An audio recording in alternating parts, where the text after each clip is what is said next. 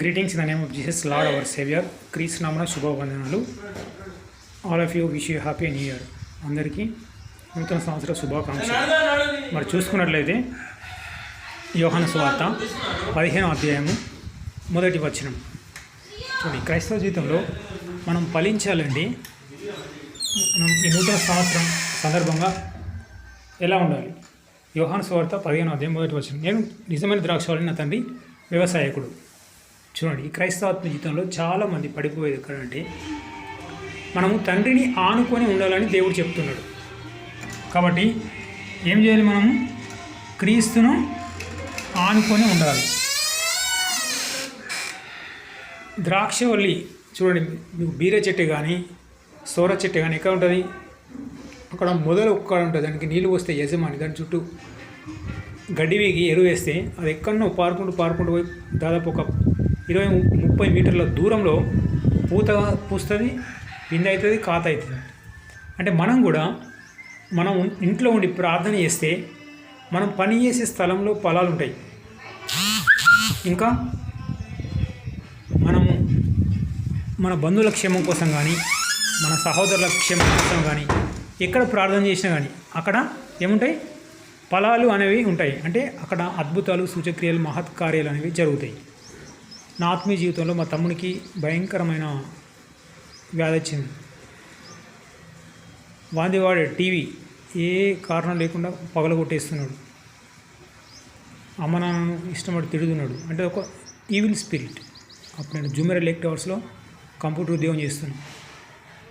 2 hours మోకాల్లోని దాదాపు 2 గ్లాసులు నీళ్ళు తీస్తే 2 రోజులలో ప్రేయర్ సెంటర్కి వెళ్ళాను.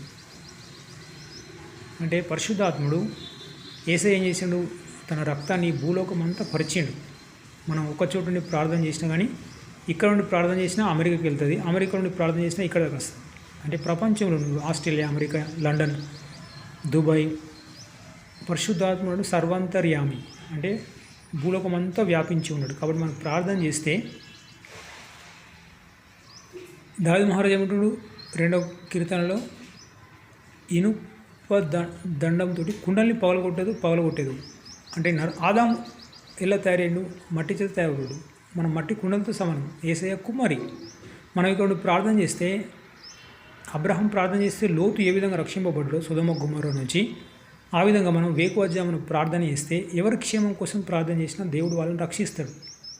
కాబట్టి మనం ఏంటంటే ఎక్కువగా ప్రార్థన చేయాలి. మరి నూతన మూలంగా మనం ఎలా ఉండాలంటే, ప్రతి ఒక్కటి మారాలి. పాతవి గతించి నూతన ఉద్భవించిన అన్నట్లు, పాత సంవత్సరం గతించిపోయింది. ఇప్పుడు నూతన సంవత్సరంలో మీరు ప్రార్థన చేయండి. మీకు ప్రార్థన చేయడం కొంతమందికి ఇంట్రెస్ట్ ఉండదు, బైబిల్ చదవడం ఇంట్రెస్ట్ ఉండదు. బైబిల్ చదవండి. బైబిల్కి సంబంధించిన ఇతర కరపత్రాలు కానీ, అనుసంబంధమైన బుక్స్ కానీ అవి చదవండి. అది ఇంట్రెస్ట్ లేకుంటే సువార్త చెప్పండి. ఏదన్నా ఒకటి. ఏది లేకుంటే గృహ కూడికలలో పాల్గొనడం, మీరింట్లో గృహ కూడిక పెట్టుకోవడం. ఈ బయట కొంతమంది సువార్త అయిపోయి ఇంట్రెస్ట్ ఉన్న వాళ్ళు గృహ కూడికలు పెట్టుకుంటారు. మరి యేసయ్య ఏం చేసిండు? యేసయ్య సువార్త చేసినప్పుడు వచ్చిన వాళ్ళకు ఆహారం పెట్టిండు, సువార్త అయిపోయిండు, వాక్యం ఇచ్చిండు, ఆహారం ఇచ్చిండు. కాబట్టి 2 ఇచ్చినప్పుడు అక్కడ రిజల్ట్ తొందర వస్తుంది. కాబట్టి మీ క్రైస్తవ ఆత్మ జీవితంలో మీరు ఫలించాలంటే, కోలీటు నుండి ఇప్పుడు తన సంపాదనలో మోర్ దెన్ 80% ఇస్తాడు. కాబట్టి మీరు వెళ్ళే మందిరకు దశమభాగం ఇవ్వండి. మీద దశమభాగం ఇంట్లో గృహ కూడికలు పెట్టుకోండి. మీ బాసే కావచ్చు, మీ కొలిగే కావచ్చు, మీ పక్కింటోలే కావచ్చు. ఆ గృహ కూడికల ద్వారా రిజల్ట్ బాగా వస్తుంది. దేవుని వాక్యం, క్రీస్తు ప్రేమ తొందరగా స్ప్రెడ్ అవుతుంది. చూడండి, ఈ మధ్యలో 2000 సంవత్సరాల కింద వచ్చిన యేసయ్య సువార్త ప్రపంచం మొత్తం అన్ని దేశాలకు వ్యాపించింది. కానీ గృహ కూడికల్లో రిజల్ట్ చాలా బాగా వస్తుంది. ఇంకా రేపటి కోసం బ్యాంక్ బ్యాలెన్స్ ఉంచుకోకండి దయచేసి. ఎందుకంటే మోషే అరణ్యం నడిపించినప్పుడు ఇశ్రాయేలు జనాంగాన్ని రోజు మన్నా ఆ రోజుకు రేపటి కోసం పెట్టుకుంటే మన్నా కంపు కొట్టింది. Fixed deposit before going to your money fixed in bank for fixed deposit or any kind of రేపటి కోసం బ్యాంక్ బ్యాలెన్స్ చేసే ముందు వడ్డీలకు ఇవ్వడం కానీ దేవుని అడిగి చేయండి. మోకాల్లోని ఒక 40 మినిట్సా 30 మినిట్సా ప్రేయర్ చేసుకొని దేవుని అడిగితే చేయండి. ఎందుకంటే ఇది నీటి బుగ్గ లాంటి జీవితం. ఇంతలో కనబడి అంతలో మానమైపోయి జీవితం.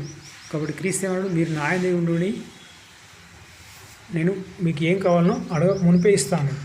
కాబట్టి మనం ఈ క్రైస్తవ ఆత్మీయతను ఫలించాలంటే ఖచ్చితంగా దశమ భాగము రేపు కోసం బ్యాంక్ బ్యాలెన్స్ ఉంచుకోక, ప్రార్థన జీవితం, బైబిల్ చదవడం, పని చేయడం. చూడండి, యోహాను సువార్త 15వ అధ్యాయము 7వ వచనం, నా యందు మీరును మీ యందు నా మాటలు నిలిచిన యెడల మీకే ఇష్టం అడుగుడి, అది మీకు అనుగ్రహింపబడింది. చూడండి, ద గ్రేట్ ప్రాఫిట్ ఇజ్రాయెల్ జనాంగాన్ని నడిపి ఇజ్రాయెల్ జనాంగానికి సువార్త చెప్పిన మెస్సియా క్రీస్తే ఏం పని చేశాడు? వడ్రంగి పని చేశాడు. అపోస్తలుడైన పౌలు గమలీయేలుగా స్కాలర్, తార్సు పట్టణంలో ఓడరేవుల కోట్ల ఆస్తిపరుడు. రోమపత్రిక ఉంది కదా, అపోస్తలుడైన పౌలు రోమిలో రాసిన పత్రిక. అదే రోమ ప్రాంతంలో ఓడరేవులలో వాళ్ళ నాన్న తాత ముత్తలు సంపాదించిన ఆస్తి, కోట్ల ఆస్తి పక్కకెట్టి పెంటకుప్పగా ఎంచుకొని బండాలు కొట్టి డేరాలు కొట్టి మోషే ఏ విధంగా ఐగుప్తు ధనాన్ని పక్కకెట్టి ఇశ్రాయేలు జనాంగంతో శ్రమలు అనుభవించిండో ఆ విధంగా మోషే లాంటి మనస్తత్వం చేత, క్రీస్తు లాంటి మనస్తత్వం చేత అపోస్తలుడైన పౌలు మొదటి కొరింథీ 11 అంటాడు, నేను క్రీస్తుని పోలి నడుచుకున్న ప్రకారం మీరు నన్ను పోలి నడుచుకోని అంటాడు. 14 పత్రికలు రాసిండు. ఎలా రాసిండు? పని చేసి రాసిండు. దయచేసి నా హంబుల్ రిక్వెస్ట్, మీరు బైబిల్ చదవాలి 2 రోజులు బైబిల్ చదవండి. ప్రార్థన లేదా ప్రార్థన చేసుకోండి. ఇతరుల గాస్పెల్లో పాల్గొనండి. గృహ కూడికలు లేవా గృహ కూడికలు ఉండండి. ఇంకొకటి చివరిగా లాస్ట్ ఏంటి? పని చేయడం. పని చేయకుండా చాలామంది నాకు క్రైస్తవులు మీరు చూసిన క్రైస్తవులు పని లేకుండా సువార్త చేయడం ఇవన్నీ చేస్తారు. కానీ దేవుడు రోగాలు పెట్టి తీసేస్తాడు. కరోనా టైంలో వినండి, చాలామంది పెద్ద పెద్ద పాస్టర్లు, బిషప్లు ఏమయ్యారు? కరోనా టైంలో చనిపోయారు. ఎందుకంటే పని లేకున్నందుకు. ఆదాము హవ్వలకే చెప్పాడు, మీరు ఏదైనా నుంచి బయటకు వస్తుర్రా, పని చేసుకొని చెమట వచ్చి తినండి. కాబట్టి క్రైస్తవాత్మ జీవితంలో అపోస్తలుడైన పౌలు పనిచేసిండు, క్రీస్తు పనిచేసిండు. అందరూ ఆమోసు మేడి పనులు ఏరుకొని బతికే వ్యక్తి. ఆల్ ప్రాఫిట్స్ పని చేసుకుంటూ సువార్త చేసారు. పని సువార్త. నా ఆత్మీయ జీవితంలో నేను ఏఆర్ఎస్ అంటే రికార్డింగ్ సిస్టమ్ సాఫ్ట్వేర్ ఉద్యోగం, దాదాపు 1000 మంది ఉద్యోగాలు పోయినాయి. అందులో నా ఉద్యోగం పోయింది. ప్రభువా, నేను ఎలా ఏసీకి అలవాటు పడ్డా. ఎందుకంటే బస్సు ప్రయాణంలో ఏసే, రూమ్లో ఏసే, ఆఫీస్లో ఏసే, మందిరానికి వెళ్ళినా ఏసీ, ఎక్కడికి వెళ్ళినా నాకు ఏసీ. ఆ ఏసీకి అలవాటు పడ్డా. భయంకరమైన ఎండలు దుబాయ్లో అంటే 45 డిగ్రీలు 40 డిగ్రీల మధ్యలో ఉంటాయి. అసలు నడవలేము. ఆ పరిస్థితులను ఎండలో పనిచేయలేనని మోకాళ్ళని ఎక్కువగా కన్నీటి ప్రార్థన చేసేటోని. ఆత్మలు వస్తున్నాయి, నశించిపోతున్నాయి. నాతో గాబ్రియల్ దేవదూత వచ్చి చెప్పిండు, అపోస్తలుడైన పౌలు డేరలు కొట్టిన బండలు కొట్టిండు, క్రీస్తు వడ్రంగి పనిచేసాడు, ఆమోసు మేడి పనులు ఏరుకొని బతికాడు.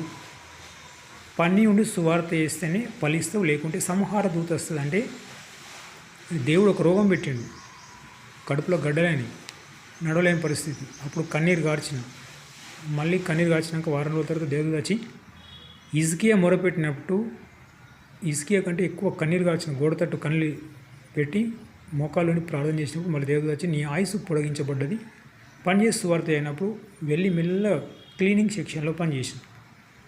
ఆ పనితోటి పనిచేసి ముందుకు వచ్చేసిన, లేకుంటే అక్కడనే రాలిపోతుంది. కాబట్టి ఈ క్రైస్తవాత్మీయులను మనం ఫలించండి. ప్రార్థన ఉండాలి, పని ఉండాలి, గాస్పెల్ ఉండాలి, గృహ కుడికలు పెట్టుకోవాలి, అన్నీ ఉండాలి.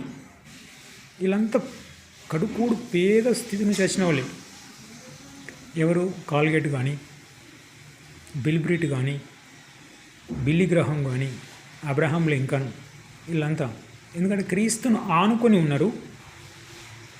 వాళ్ళు పనిచేసారు, మళ్ళీ వాళ్ళ తల్లిదండ్రులు కూడా పనిచేసారు. ఆ చిన్న చిన్న కూలి పని చేసుకునే వ్యక్తులే బైబిల్లో ఉన్న వ్యక్తులంతా. మత్తయి ఉన్నాడు, శుంకరి. అపోస్తలుడైన పౌలు అయితే గ్రేట్ నాలెడ్జబుల్ పర్సన్. అతని నాలెడ్జ్కి కొన్ని లక్షల కోట్ల విలువ ఉన్నదని పెండకు ఎంచుకొని పని చేసుకున్నాడు. ఇప్పటికీ నేను నాతో దూత మాట్లాడినా, మా ఇంటికాడ నాకు కోట్ల వస్తున్నా కానీ మా నాన్న ఇవ్వరు. అయినా కానీ వాళ్ళ కోసం ప్రార్థన చేసి వాళ్ళకు ఫ్రూట్స్ ఇచ్చి నేను ముందుకు వెళ్తాను. కూలి పని చేసుకొని వెళ్తాను. నోవాహు కూడా నిర్మించుకున్నప్పుడు నోవాహుని ఏ విధంగా హేళన చేస్తారు? అసలు జలప్రలయం రాదు, అసలు వర్షం రాదు, కింది నుంచి ఊటలు రావు, వాడు వెర్రివాడు అని ఏసయ్య సువార్త చెప్పినప్పుడు ఏసయ్యను సమరయుడు వెర్రివాడు అన్నారు. నోవాహు కూడా నిర్మించుకున్నప్పుడు నోవాహును కూడా హేళన చేసారు. ఏలియా సువార్త చేసినప్పుడు ఎన్నో కష్టాలు వచ్చినాయి. ఏలియా కింద ఎలీషా చిన్నపిల్లలు హేళన చేసినప్పుడు ఎలుగుబంట్లకు అప్పచెప్పేస్తాడు. విషయం ఏంటంటే మనం చేసే మీరు మందిరంకి వెళ్తున్నప్పుడు ఆదివారం కానీ సువార్త చేస్తున్నప్పుడు కానీ ఏ పని చేసినా కష్టాలు ఇబ్బందులు ఇరుకులు వస్తాయి. వాటిని ఏం చేయాలి, మనం ఆశీర్వాదకరంగా స్వీకరించి వాళ్ళని దీవిస్తూ ముందుకెళ్ళాలి. Okay, God bless you, have a nice day.